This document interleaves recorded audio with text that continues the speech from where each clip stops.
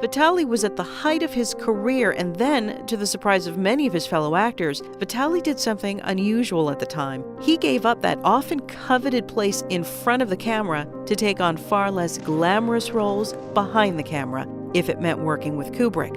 He was at the height of his career, and he decides not to carry on acting. I was dumbfounded, and he suddenly go the other side of the camera.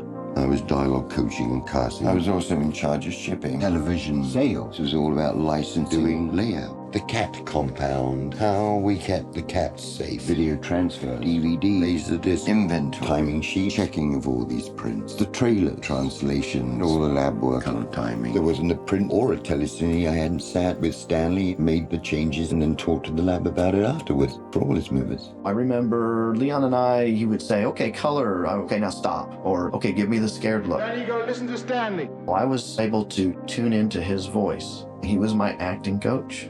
Leon had a lot of knowledge, not only about filmmaking, but also about literature and everything. And at the same time, he was a workhorse.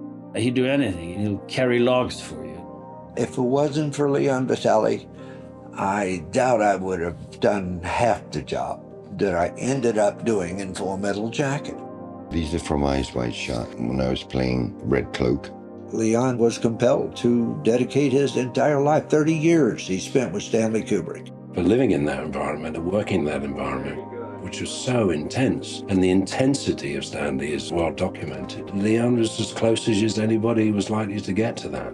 You have to understand Stanley Kubrick before you could even begin to understand what Leon Vitaly does, went through, what's imprinted on his soul and mind. Here's this person who's worked with him from acting, from cinematography, everything. And meanwhile, it was like Leon didn't exist. What Leon did was a selfless act, kind of crucifixion of himself.